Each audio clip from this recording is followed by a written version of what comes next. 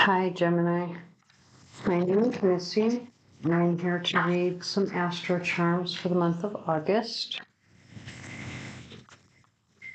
Hopefully my microphone is picking up the sound well. I had to put it back on the charger in order to complete these readings, so it's not clipped right on my shirt like it normally would be. And I apologize if the sound isn't right. Let's go ahead and get right into the reading. God,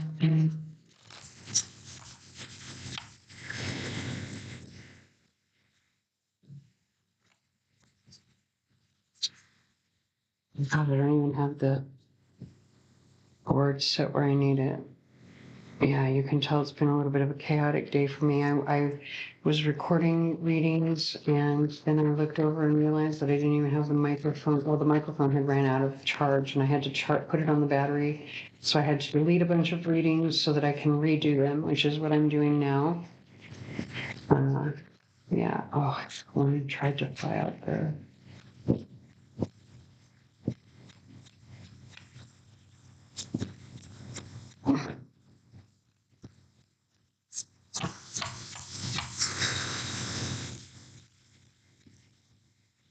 There we go.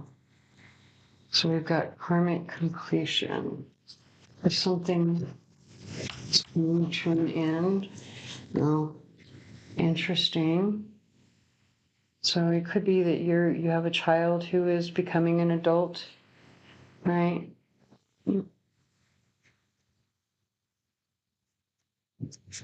Take it however it resonates, but that's just, that's how you gotta kind of take it however it is. If you're not a parent, then obviously this is not a reading for you. It could be something related to your parenting that either needs to come to an end, maybe a parenting style, a belief, something, or your child is like, just turned 18 or just got married or something where they're becoming an adult and you feel as if your job has now, completed. You are no longer responsible for, the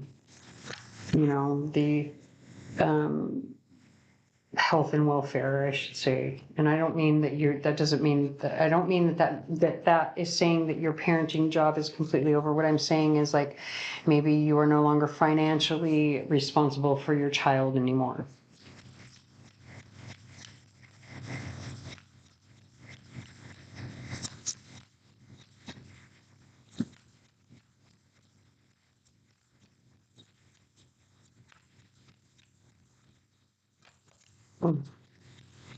Okay, so we have the Knight of Swords.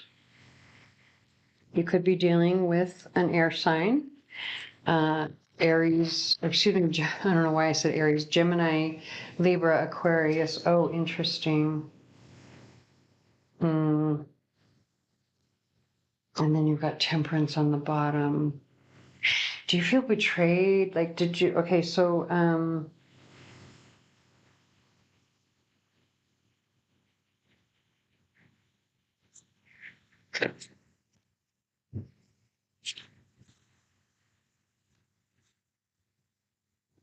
okay.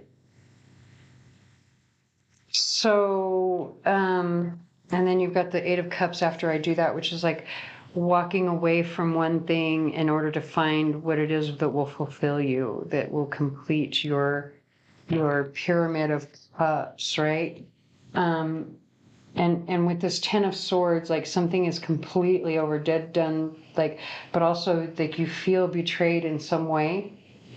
You could feel betrayed by another person because there are two people on the board here now. We've got a fire sign and an air sign. Now this could be you, right? But it could be another air sign. However, if this is you, it's saying like you're ready to end whatever this is because you feel betrayed in some way. Or maybe you feel ending this brings healing or brings balance in some way. This is Sagittarius energy. This is Aries energy. So we've got a lot of fire or excuse me, Sagittarius and Leo energy. I don't know why I keep saying Aries, but there could be like fire. You could be dealing with a fire sign. It could be even be an Aries, doesn't have to be, and it doesn't necessarily have to be your actual child. It could just, you know, like, or, I don't know why I'm saying your actual child. It doesn't have to be your child. It could just be a situation between you and your parent as well. Well, if you think of your child where you feel like there's a betrayal or something that happens, and I think you might be a little bit angry about it. You might have a lot to say about it. But also this is like, you know, it's ending your responsibility, possibly to a fire.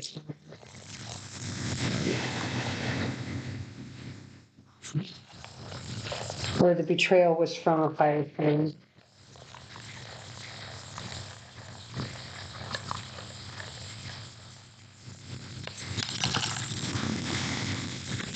And look at, you've got the seahorse that falls on top of this Queen of Wands, right? And so the seahorse, especially like in terms of parenting, the seahorse, the male is the one, the father is the one that nurtures the babies, right? Even though, and so, yeah, interesting, very interesting. Like maybe this is, this fire sign is the father of your child in some way.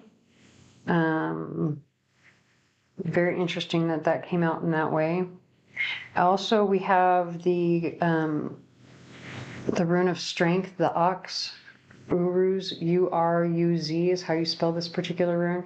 It came out like this, and that was sitting right here, like in this outer ring, you know, where it's talking about like second to third house. So this is like, you know, being able to express what you want, your values, your value system. Oh, and look at, you've got this, the charm for Aries right here in the second house as well. So there's definitely something happening with Aries for Gemini. Somehow Aries is coming in here because I kept saying it and now here it is again. But this is something about like expressing how you feel, your values, your value system, where there's a weakness to it, or not really a weak, well, yeah, there's a weakness to it. There's something like maybe, or there's a weakness to it, and there's no joy. I say no joy because the bells are upside down. Typically the bells would be, they're Christmas bells. Christmas speaks of joy, presents, gifts, celebration, family, but and if they're upside down, there's no joy.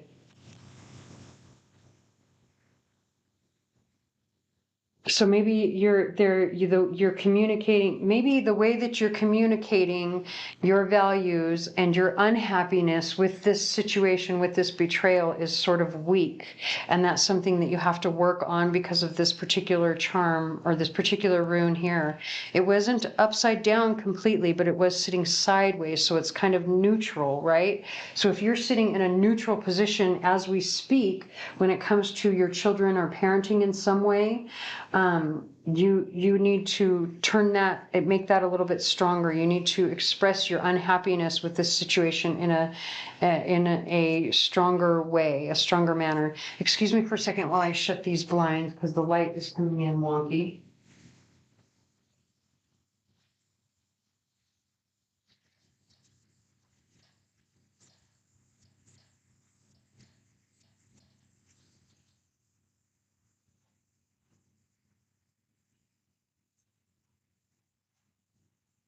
Okay, hopefully it doesn't stay too dark in here and we'll be able to see, or at least I'll be able to see.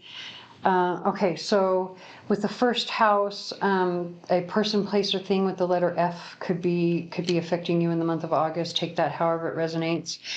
Oh, interesting, the angel of peace sitting directly on top of the horse, which talks about freedom. Freedom brings you peace, and that was like in the center, but sitting right here over the second house when it talks to this Aries. So whatever this is, like you could be dealing with an Aries when it comes to your money and values, right? But like freedom from this situation brings you peace. Jera is like the harvest rune. That's what this particular rune is that fell in the center here. And so it's the harvest, the process, the gain and growth through hard work, right? So that's what your focus for the month of August needs to be for your own self. And again, this freedom from this situation brings you peace, whatever it is. And then it's interesting that you have the money rune coming over over the 7th and 8th houses. So this is your house of partnership of others. And the 8th house is the house of joint resources. So I feel, and it could be that maybe your joint resources are somehow connected to the sign of Cancer, someone with Cancer, Sun, Moon, Rising, or Cancer prominent in their chart. But like this is wealth and money coming in related to your partnerships in the month of August. So that's also very positive. And then when it comes to your 9th house, which is your higher self, there's like friendship and loyalty that's going to be coming into focus. Like, and I feel like you're going to learn that you have more friends, more loyal friends than you believed, because that came out over the sign of air. Like, so that's communication, right? Being in your head. Like, yeah, I think that you might receive communication from friends or you might learn that your friends are a little bit more loyal than you thought. So for your 10th house, which has to do with career, there's some sort of lesson coming. You may, or again, wisdom coming in terms of like your career or your reputation in some way. But it's wisdom that you don't see at this point. You're avoiding, you're not listening to it. It could be a wisdom that, like whatever it is, it's emotional. It's something that makes you emotional, and that could be the reason that you are avoiding it, or you're not paying attention to it. We do have the anchor. Interesting. This is in the 11th house, which is like your social circle. And look at Aries is the sign sitting on this house. This is a long-term situation with this Aries. And then we have over the 12th house, we've got what I like to call my scepter quartz, even though it is not a scepter quartz. It just feels like it to me. So that's how I always read it. And so this is in the house of like your blind spot. I feel like you have more power and more like your leadership. Like you have more power, more control, and more leadership over this situation than you believe. Or maybe you're hiding. No, I don't know if you're hiding that though. I think you have, like, maybe you don't see exactly how much power you have in this situation. Okay, so I'm going to go ahead and leave that here. I hope that resonates. If it does not, please stick around. There may be another reading for you here on the channel that does. Please like, share, comment, subscribe, tell your friends, whatever you can to help me get my channel out there, as I am new here, and I thank you for watching.